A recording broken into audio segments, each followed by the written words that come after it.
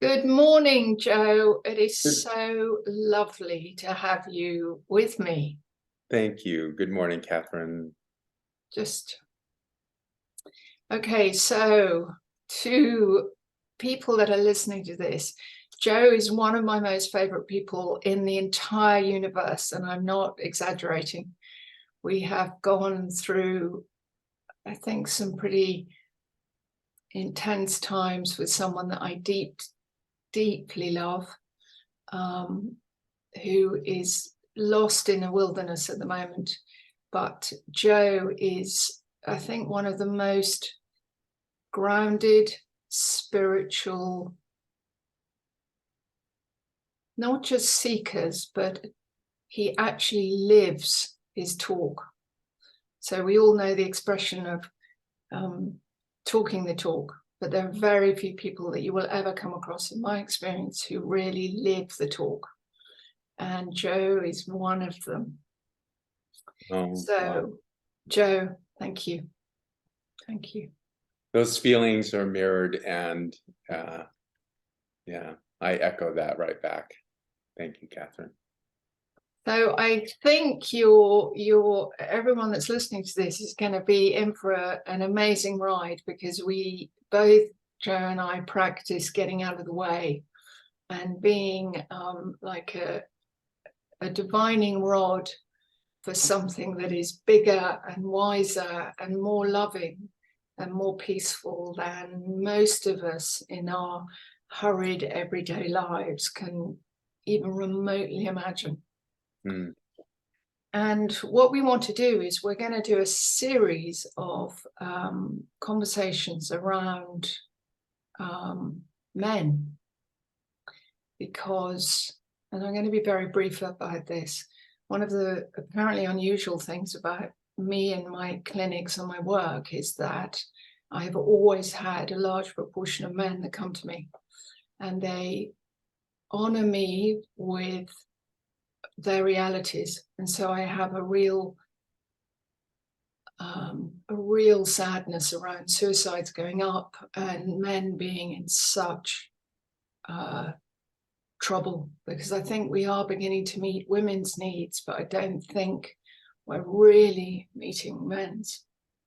So Joe and I have got one question, which I'm going to ask Joe, and then we're going to see what glorious wisdom comes out, because obviously he is the man between the two of us. And so even though I'm a woman talking about men, I really want to make sure that I absolutely get it spot on. So my question is, Mm. why do you think men are not seeking solace and really deep connections with other men? Well, Catherine, it's such an important question. And what I'll do is I'll share my experience being a man. And, I was raised in the Marine Corps. And, to your point, it's like culturally and societally, we aren't given permission for the most part to be introspective, to be, this whole concept of masculinity, and what the definition of being a man actually is. When I was raised, men don't share emotions. They don't share feelings. We live from the head up. We're the providers, we're the caretakers, but we're not taught more than anything else and given permission to actually express what we feel. So we don't know how, we're not in touch with it. I certainly wasn't until I got into recovery. If somebody asked me how I felt, I couldn't tell you. I could tell you what I thought I felt, but I was so disconnected from what was really going on from the neck down that there was a process involved in getting in touch with what those emotions and feelings really were, because they were seen as something less than masculine growing up for me. Oh, men don't cry. That's a very typical, we just don't, because that's something less than, you know, uh, being in control and being powerful and being the caretaker. And yet deep down inside, when I really got in touch with what was happening for me emotionally, I was in a great deal of pain and had no capacity to be in touch with what that was, much less be able to express it without feeling a great deal of shame and guilt and embarrassment. So there was an unraveling, you know, that had to take place. And it was a long process. It was a slow process. But as I began to do that and get in touch with what was really going on for me emotionally, it was scary as hell, to be honest. It was terrifying because I felt out of control. And as men, we're supposed to be in control, right? And certainly that's what I was taught. Be in charge, be in control, be the alpha guy. You're the one that people come to for help. You're the one that people come to feel protected, you know. And so that was my role. And I did that very, very well. That's how I was conditioned, that's what I was taught. But yet when something was going on for me, it was push it aside, push it down. Oh, just bootstrap it, get on with it already. And it's like, oh, okay. And I learned to do that until I was about 28, and I ended up bottoming out emotionally. Spiritually is what it was, not a physical. It was emotional and spiritual. And I felt completely lost. And I just sought help. I sought a therapist, who slowly began to open that door for me. I mean, I'd go into therapy and I was really committed, like men are, 100% in. I'm going to do this. I'm going to take all year. Here's my process. I'm going to take a year out of my life and I'm going to really devote it and dedicate it to getting better emotionally, and then I'll get back on with my life. But let me approach it. It was very aggressive. And so I wasn't going once a week. I wanted to go twice a week, because I was really committed to this. Good for me. And I'd walk into therapy and I'd sit down and he said, "How are you doing?" And I'd say, "Fine," because that's what we're taught to do. And he just sat there kind of like looking at me. He goes, really? Fine. And that's how detached, disconnected, better said, I was from what was really happening down inside. Yeah.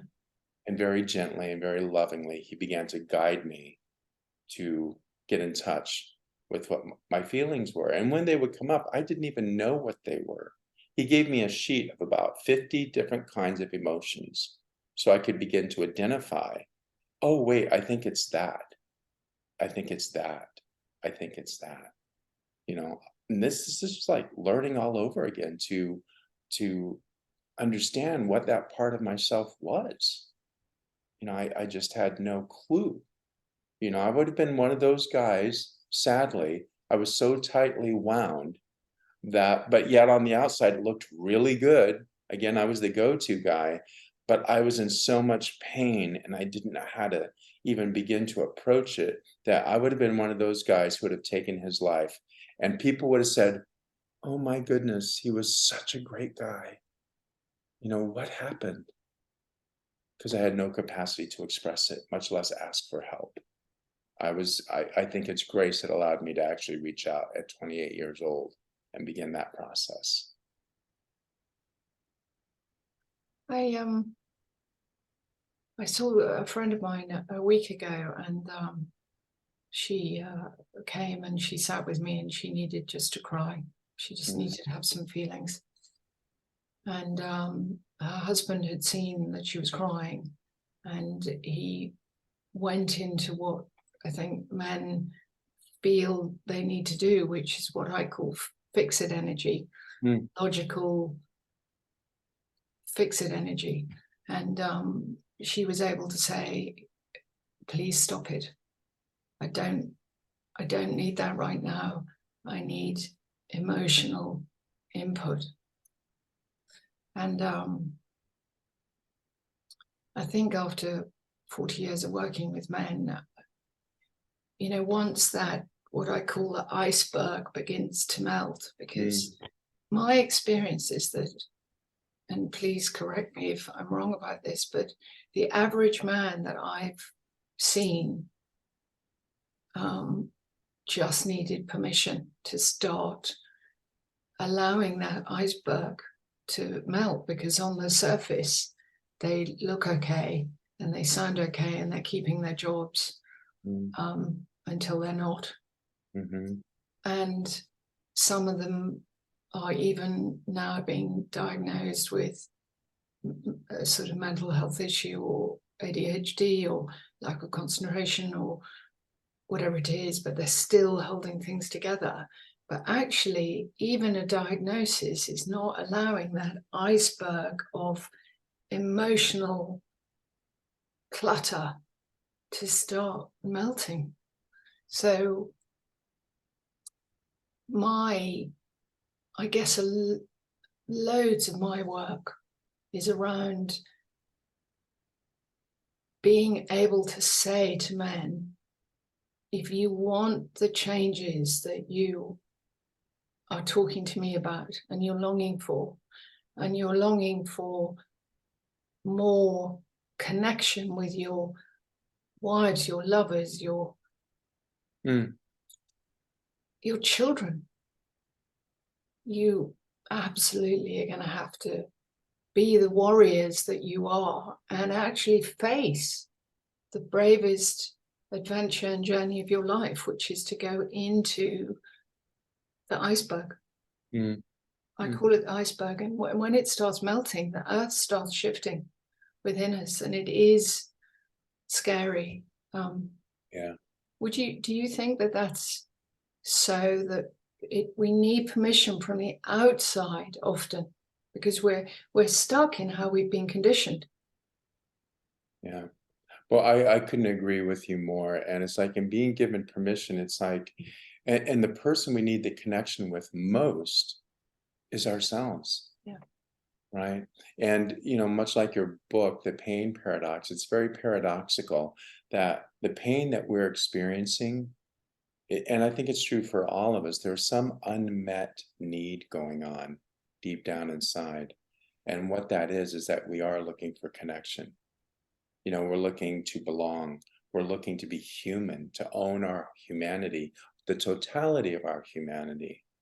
And as we begin to, that iceberg begins to melt and these feelings begin to well up, I certainly needed somebody to be with, needed a space that felt safe, that I wasn't going to feel judged, and that space had compassion and just allowed me. Again, I didn't need to be fixed. I just needed somebody to hold that space so I could begin to get in touch with what I was feeling and have that safe space to begin to express it. And that was life-changing. It still is life-changing for me, to begin to really honor the totality of my humanity. And boy, you hit it right on the head there with what you were sharing. Yeah, spot on. I think that, the added, I honestly, Joe, feel as if I've sort of won the lottery sometimes, because integrated Taoism and Chinese medicine traditionally really, really understands how our mind, body, and spirit actually really wants to live. And there's this intrinsic life force within us. So it is like having rivers within us. And emotionally, I love the word in the English language, emotion, because it's emotion. And, both you and I, in our own unique and sort of quite similar ways, we're, this idea that there's positive and negative is sort of an illusion, and both of us are working with people, showing them what's right with them. And our emotional states are what is right with us. Yeah, that's so important, because what I've learned is that our emotions carry messages very specifically for us to get our attention, to help us heal, so we're able to come back into full alignment with the essence of who we are. So as you were saying before, it's like, it's not a matter of an emotion being good or bad, right or wrong. Oftentimes in culture and society, anger is a bad emotion and joy is a good emotion. And that messes us up because they're neutral. And they carry messages, again, to help us heal, to help us integrate more fully. So here's my experience with anger. right? I get triggered by something and I'm really angry, and so it was like, okay, that's true. I don't want to be in denial of that. I'm not pretending I'm not. I am. And if I have the mindset that anger has a message for me, if I can, and it feels antithetical to what we're taught, but if I can just sit with it and even begin to lean into the anger with curiosity, that's a great word, curiosity.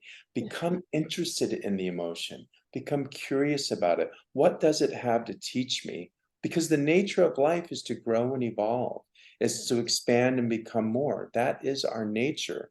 And so that emotion, that feeling, although it's really scary, it's like if I can sit with the emotion and if I can just lean into it and begin to move through it, what I find is under the emotion oftentimes is sadness.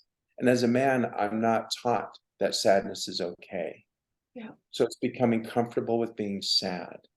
And if I can sit with the sadness and lean into that now, underneath the sadness, there's some kind of fear. Yeah. And fear would be, for me, some form of separation, meaning um, fear that I'm going to be left, fear that I'm not enough, fear that I'm going to be judged, fear that I'm going to be condemned. And if I am those things, then the biggest fear is I'm going to be alone. And Yeah. that's terrifying. Yeah. But I couldn't get there from anger to, oh, I'm going to be alone.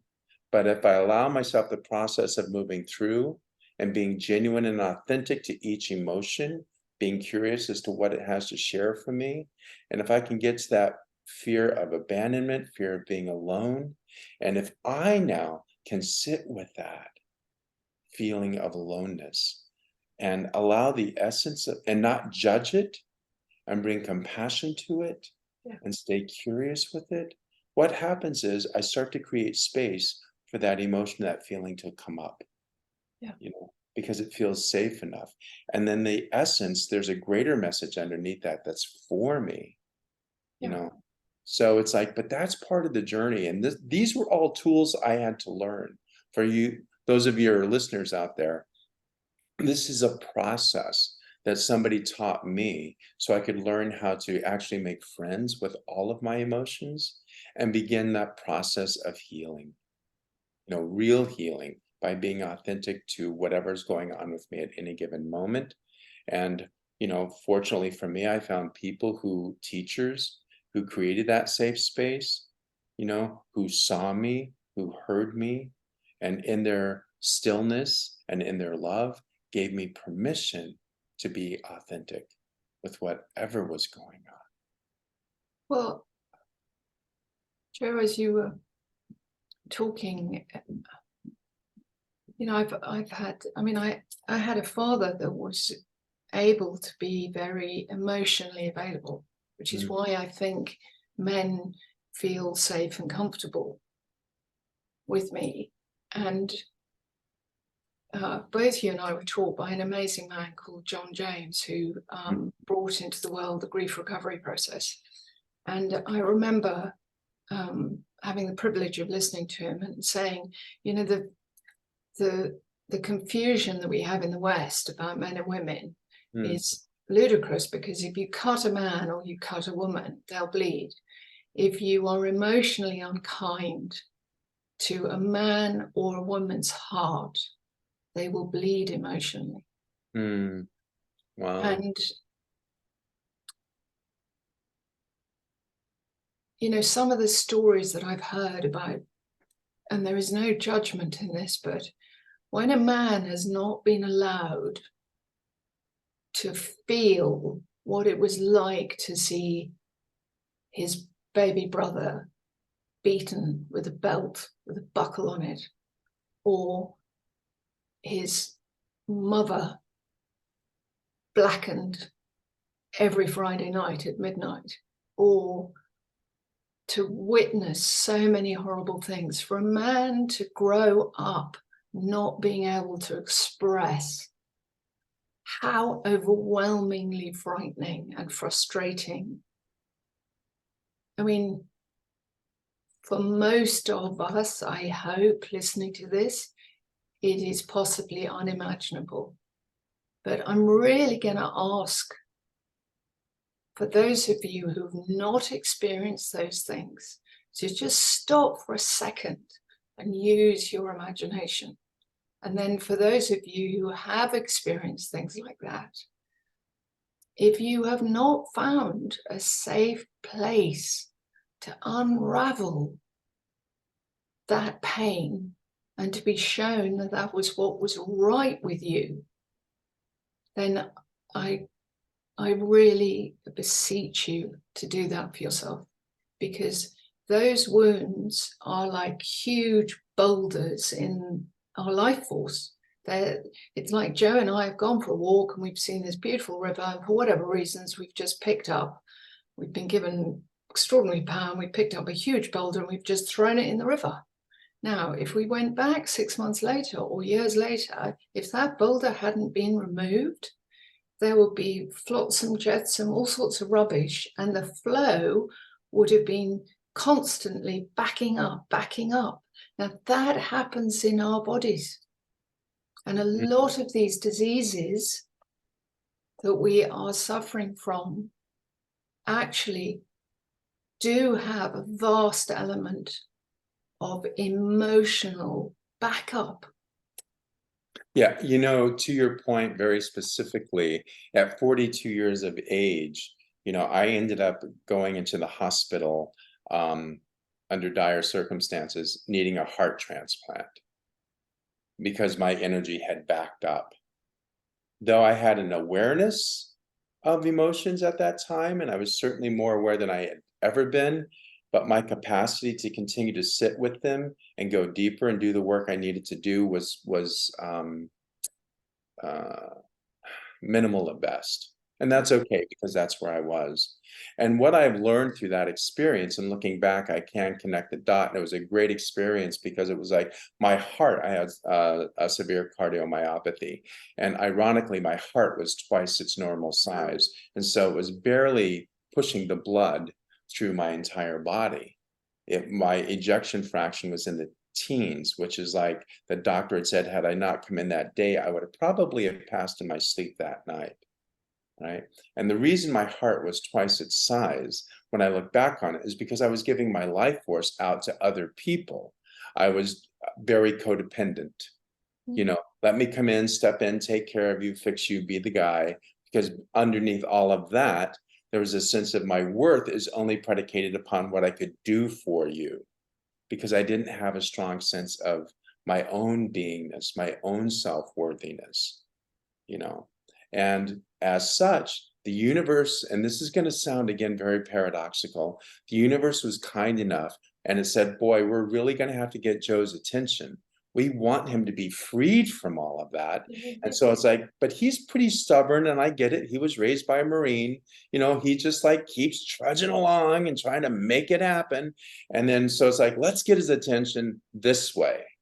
And I got to tell you, it worked. Because it's like, if you don't deal with this, yeah, you're off the planet. Sorry, you know, it's like we love you, we care about you, we deeply want you to be freed from all these entanglements and definitions of what you think it is to be a man. Yeah. Really, to circle back to your question in the very beginning. And it was like, it was so hard for me to really begin to let go of that, especially being a gay man. I had a lot of stuff around masculinity and what it meant to be a man on this planet, you know. And so it was like, oh, I don't want to be soft, I don't want to be tender, I don't want to be gentle, which is the very thing that I needed the most, was that kind of gentleness and kindness and softness. I was crying out for it. I just didn't know how to access it. So the universe, in its kindness and its benevolence, said, we're going to help you. Now you're stuck in a bed for 31 days. You're going to need to ask people to clean your house, to shop for you, to drive you around. You can't do anything anymore. You have to open your mouth and ask for help, and then let others in. Let them help you. It was one of the most, you know, not to overstate it, but that was a very big turning point for me in terms of, I wanted those things. I just didn't know how to do it, because I still had an old idea that to ask for help equaled weakness. Joe, do you like the sort of metaphor of the boulder? I mean, you know, maybe without going into any details, but, you know, was there, and certainly not judging any other people, but was there hurt, you know, hurt from the past that was just backing up and backing up and backing up? Because very often the word hurt, you know, when people come to me and they say, I'm angry, or I'm sad, or I'm lonely, or I'm frightened, if they can, because let's really stress this, it took me years to find out what I felt. I mean, you know, I just want to give a really silly example. Somebody would say, how do you feel? And the feeling would catch up 2 weeks later. So Yes. I was so out of sync. So please take some reassurance from me anyway, that it took me a long time, but once I began to be committed to being sort of finding those feelings and finding those responses, it came, and it's got better and better and better. And I want to really stress it is a process. So, you know, really, if somebody said to me, how do you feel about having surgery, Catherine? I would go, great, I'm so grateful. Well, then somebody who was on the ball would say, but how do you feel? I know you're grateful, it's great, but are you frightened? Are you intimidated? Are you sad? Are you disappointed that this is now your life? And I go, no, I'm grateful. I'm grateful. Well, actually, there came a moment in my life when I needed to have more surgery. And some of you know I've already had 41 procedures. There came a moment when my life needed to be saved again. And I refused surgery. And my friends went, what do you mean you refuse? There's no choice. And I went, yes, there is. And I'm choosing to not go into the emergency unit, not having the surgery. And underneath that, so I lay awake in absolute physical agony. And I prayed and I prayed and I went, God, what is going on with me that I will not have surgery right now? And I literally could hear a small voice going, you are so hurt, Catherine. I give you permission just to have the hurt. With which I just melted. And then, absolutely bizarrely, a book almost literally fell out of my friend's library. Happened to be the grief recovery book. And I rang up this wonderful man in Canada and I said, do you deal with people who have multiple surgeries? I'm so grief-struck and hurt by the reality of my life. I'm very grateful that I'm alive, but underneath my gratitude, I'm hurt and bewildered and frightened and disappointed. And is this my fault? Have I created this? You know, it's so easy for pseudo-spiritual nonsense to come at someone like me, and for me to just be in a kind of bucket of mess. Have I caused it? Am I creating it? I just hurt, terror. This lovely man, he said, when we print the next edition, it is going to be one of our top priorities to have a chapter about people who have chronic acute illnesses. And I said, but do you think you can help? Because I won't have surgery. Yeah. And he said, yes. And he said, it just so happens that if your friends can get you, and we will accommodate how much pain you're in, I would like to bet my life on it that if you do 3 days with us, you will say yes to the surgery afterwards. And I went from being adamant to my darling friend Bonnie said, are you willing, after this extraordinary process, which maybe one day we'll talk about in one of the podcasts, but at the end, she just looked at me, she said, are you willing? And I said, yes. Now, to sum up those 3 days, It was 3 days of me being allowed to be utterly human, utterly vulnerable, utterly emotional, totally appropriately, please listen to this, appropriately hurt, disappointed, frightened. That's part of my humanity. There was nothing wrong with me in my essence. I just needed to get the boulders out and the flow flowing again. That is so spot on, right? That I often think of my life as a dance between my humanity and my divinity. You know, and it Beautifully put, yeah. it's fluid, right? It just ebbs and it flows. Speaking of a river, by the way, here's a great, to stay with the metaphor. I was traveling cross country, and I was up in Pennsylvania, and what was the name of the river? It'll come to me in a moment. Anyway, it was a beautiful morning. I thought, oh, maybe I'll kayak the river. They had these little tiny rapids, and I'd never been kayaking. And I thought, what a beautiful, yes, I'll do this. So I'm there, and they give you a little, they teach you a little bit about it. You have your vest on and everything. Did I have a vest on? Maybe. Anyway, it's a morning, and I'm going down this Allegheny River, this beautiful river, and the sun is coming, filtering through the trees, and the sky is blue, and birds are singing for real, and it's just glorious. And up ahead, I could hear some rapids going on, and I thought, oh, that's how fun! This is exciting.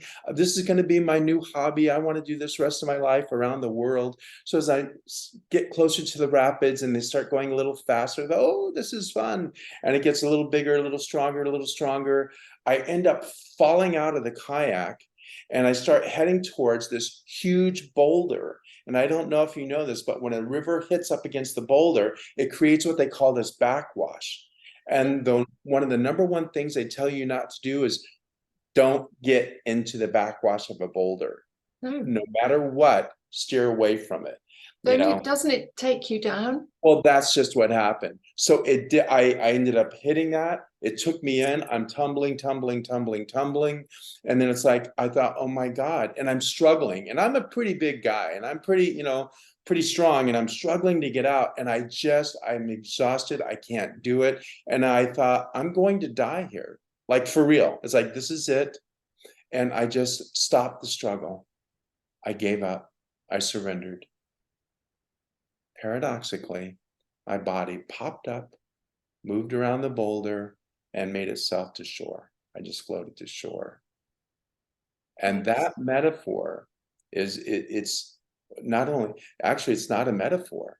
When I truly give up and surrender, which again is antithetical to everything I've been conditioned to believe, but when I do that, life in its beneficence has a way of taking over and showing me, it's like, here, darling, we're going to take you to shore where you can rest. And every single time, and look I've not done this, Grace, even having those experiences, even being in the hospital and coming through it, there's still, when things hit and I get triggered, there's a knee-jerk response that wants to control it. Yeah. Because I'm afraid. Yeah. And here's the thing, it's natural to be human. It's natural to be afraid. So I don't deny my fear. I don't deny my anger. I don't deny my frustration. I make friends with it. I allow myself the privilege of having that emotion, because for many decades I didn't. By the way, I just want to add to your chorus of the day came where my feeling was congruent with the experience I was having, was revelatory. Yeah. Yes.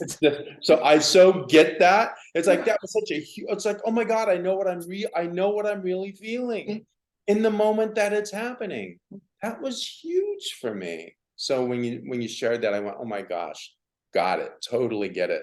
I know I digressed a little bit, but this paradox of surrendering to win, surrendering to something greater, which requires, for me, it required a faith in something greater than myself. And men, oftentimes, we don't surrender to anything. We are the greater ones. And again, to answer your question, so for me, it became an exploration and a search for faith for myself, for a God of my own understanding. What is that?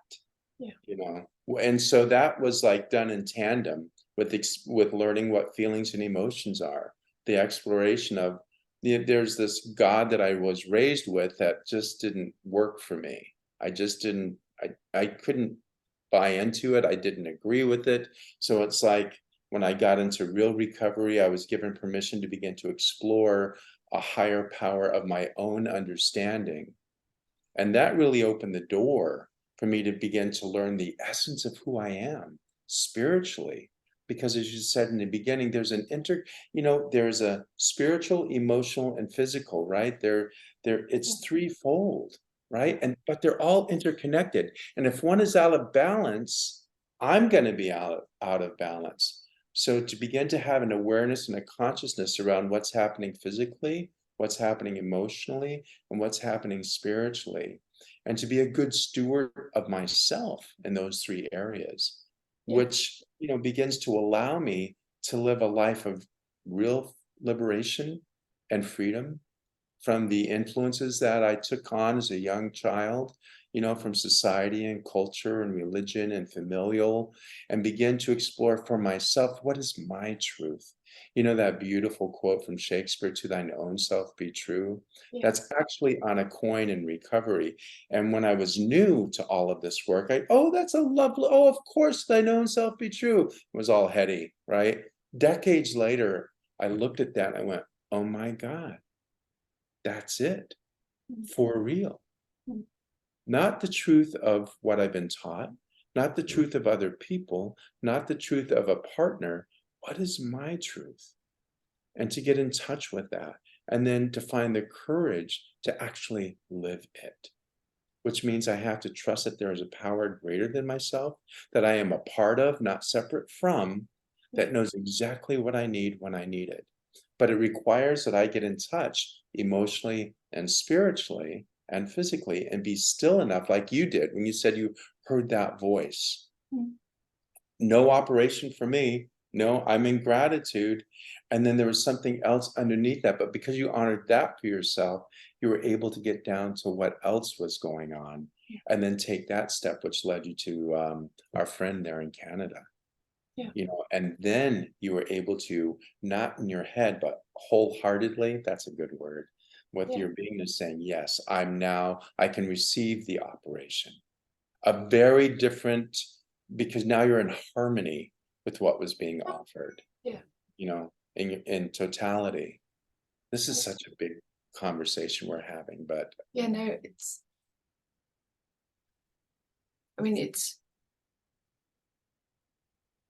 in my work, what I come across so often, and particularly with men, is how out of touch they are with how they feel. And I know how they feel, not because I'm a mind reader, but because their behaviors and their actions and their lives show me how hurt or how angry or how sad they are, and their symptoms, signs and symptoms. So I think because this is such a big topic, I think we're going to be tantalizing and we're going to leave it there, but we're going to carry on. So if you've loved this, liked it, please listen to the next one, where we are going to unpack this word God, because I have worked with so many men who despise the word God, and for very, very good reasons. To build this company, I'm learning about the world of marketing, and I think that God is the worst marketed concept that we have. So I'm on a little tiny mission to go, hold on a minute, God doesn't have an ego, and let's unpack all the stuff that we project onto God. So that's going to be the next topic. Boy, that's going to be a good one. I'll stay tuned. Stay tuned. Take huge care, and we will see you in the next section of this. Beautiful, Catherine. Thank you so much. Yeah.